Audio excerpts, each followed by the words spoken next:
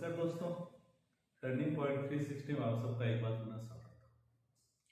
आज की चर्चा का हमारा विषय रहेगा बौद्ध दर्शन। जैसे कि नाम से ही मालूम है, बौद्ध दर्शन महात्मा बुद्ध के द्वारा प्रस्तुत किया गया, प्रतिपादित किया गया। उसके जो फाउंडर है महात्मा बुद्ध है, और यह दर्शन नास्तिक दर्शन है, अर्थात वेदों की सत्ता को नहीं स्वीकार करना, वेदों की प्रामाणिकता को नहीं मानना बौद्ध दर्शन का सबसे पहला बिंदु है।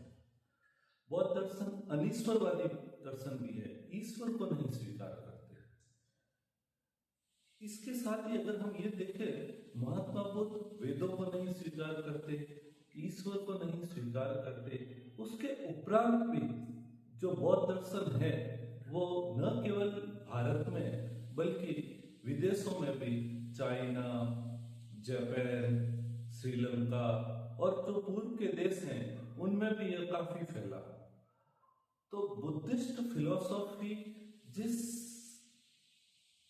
कोर आइडिया को लेके चलती है, उसमें एक बात जो महत्वपूर्ण है वो अहिंसा है। अहिंसा को वे जैन दर्शन के समान ही महत्वपूर्ण स्वीकार करते हैं। और महात्मा बुद्ध का जो पूरी दृष्टि है महात्मा बुद्ध की, वो यह है कि मनुष्य के जीवन में दुख है और मनुष्य का जीवन दुखों से भरा हुआ है। तो वो कहते हैं कि लाइफ है वो सफरिंग, उस सफरिंग से या उस दुख से जो मुक्ति का प्रयास है या मुक्ति का उपाय है, वह दर्शन का केंद्र बिंदु होना चाहिए। और इसीलिए वो चार आर्य सत्यों का प्रतिपादन करते हैं, फोर नोबल ट्रुथ की बात करते हैं।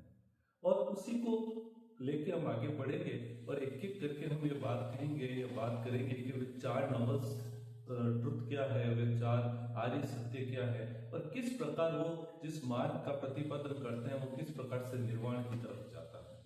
महात्मा बुद्ध को जब ज्ञान प्राप्त हुआ तो हमने कहा कि वो निर्वाण की प्राप्ति हो गई, एनलाइटमेंट हो गया।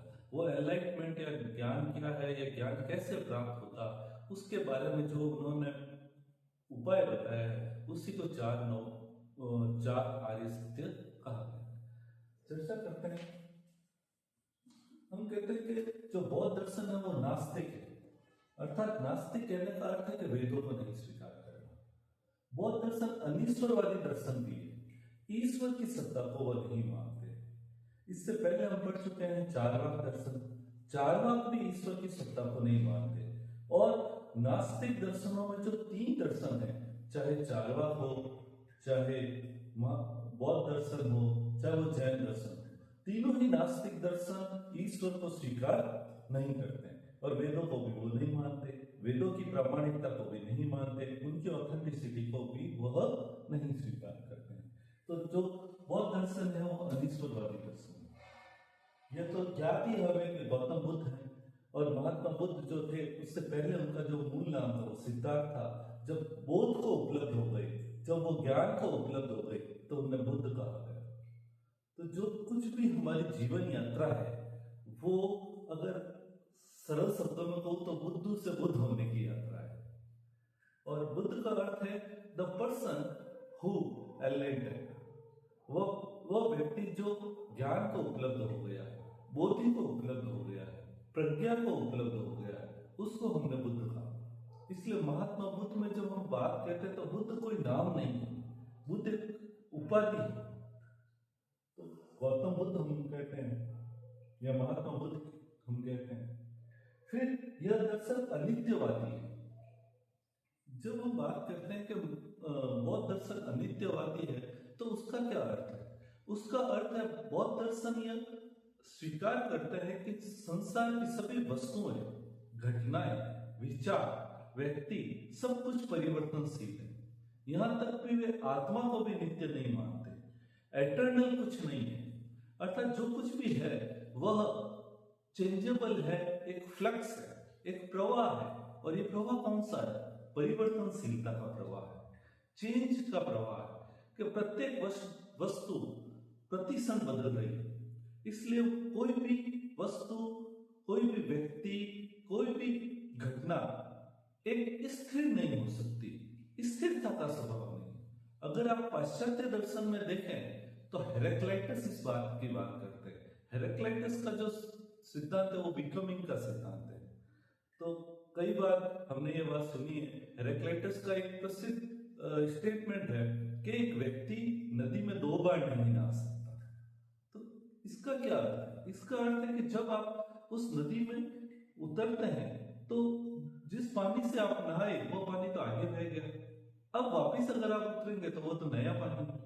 तो इस प्रकार से जो बहाव है वो सदैव चलता रहता है।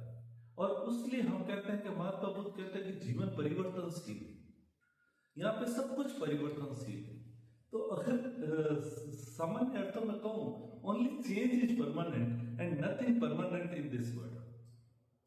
इसलिए प्रवर्तक और अनित्यवाद होने के कारण हम उनको अनित्यवादी कहते हैं। यद्यपि बाद में जो इनके समर्थक आए, अनुयायी आए हैं, बाद में जो संप्रदाय विकसित हुए, उन्होंने उसको क्षणिकवाद में बदल दिया। तो अनित्यवाद बाद में क्षणिकवाद में बदल जाता है कि सत्ता क्षण भर की, पल भर की, यह क्षणिक तक सत्य। फिर बौद्ध दर्शन मध्यम मार्ग की सिद्धांत है। मध्यम मार्ग का अर्थ है वो मिडिल पाथ को फॉलो करते हैं। जब आप मध्यम मार्ग कहते हैं तो इसका अर्थ है कि वे एक्सट्रीम्स पे नहीं जाते, अतियों पर नहीं जाते, वो अतियों के बीच का एक संतुलन है। इसलिए वो कहते हैं महात्मा बुद्ध का अर्थ का जो उपदेश है या उनकी जो देशना है वो कहती है कि आप मध्यम मार्ग का पालन कीजिए, जीवन में मध्यम मार्ग या उस संतुलन को साध लीजिए। इसलिए हम कहते हैं कि मध्यम मार्ग ही है। वेस्टर्न फिलोसॉफी में हम जाएंगे तो अरस्तु मध्यम मार्ग की बात करते हैं, वो गोल्डन मीन की बात करते हैं, तो मध्यम मार्ग ही है। फिर बौद्ध दर्शन अनात्मवादी है, नैरात्म्यवादी है, अर्थात आत्मा की भी नित्य सत्ता नहीं मानते, आत्मा भी परिवर्तनशील है। वो कहते हैं आत्मा जो है वो 5 स्कंदों का संघात है, उस कंपोजिशन को या उस संघात को आप आत्मा कहते हो। तो वो कहते हैं 5 स्कंद कौन से हैं? रूप है, वेदना है, संज्ञा है, संस्कार है, विज्ञान, body, feeling, perception, will and reason. ये 5 चीजें जब मिलती हैं तो एक यूनिट बनता है, उसको आप आत्मा कहते हो। अब देखिए, जब चारवाक दर्शन हम पढ़ रहे थे तब हमने कहा था कि जो आत्मा है वो वास्तव में 4 महाभूतों के मिलने से आत्मा होती है, इसलिए वो आत्मा की नित्य सत्ता को नहीं मान रहे थे। और वो कहते हैं जो देहात्मवाद मानते हैं कि जो जीवित शरीर है वही आत्मा स्वरूप है। और उपनिषदों की जब हम चर्चा कर रहे थे तो उपनिषद में तो सीधी बात कही गई है कि सिर्फ आत्म तत्व ही है और उसी को ब्रह्म कहा गया है। अब जब बौद्ध दर्शन में हम आते हैं तो कहते हैं कोई नित्य सत्ता नहीं है, कोई एटर्नल एंटाइटी नहीं है जिसको आप आत्मा कहते हो, और ईश्वर को तो वो स्वीकार ही नहीं करते, अनिश्वरवादी दर्शन है। तो इसलिए हम उसको अनात्मवादी कहते हैं, नैरात्म्यवादी कहते हैं। बाद में इसके बारे में हम विस्तार से पढ़ेंगे। फिर प्रतीत्य समुत्पाद का सिद्धांत।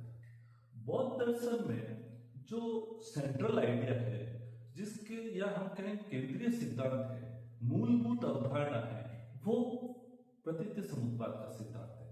तो प्रतीत्य समुत्पाद का सिद्धांत हम कहें कि यह एक ऐसा सिद्धांत है जो ये स्पष्ट करता है कि प्रत्येक सत्ता किसी पूर्ववर्ती सत्ता पर निर्भर है, और यहां पर सब कुछ कारण कार्य श्रृंखला के तहत हो रहा है, कॉज इफेक्ट रिलेशन यहाँ पे मौजूद है।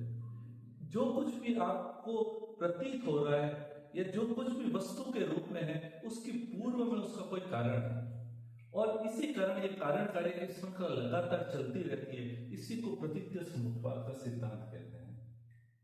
जब बौद्ध दर्शन में हम दूसरा आर्य सत्य पढ़ेंगे, द्वितीय आर्य सत्य पढ़ेंगे, तब इस प्रतीत्य समुत्पाद की विस्तार से हम चर्चा करेंगे।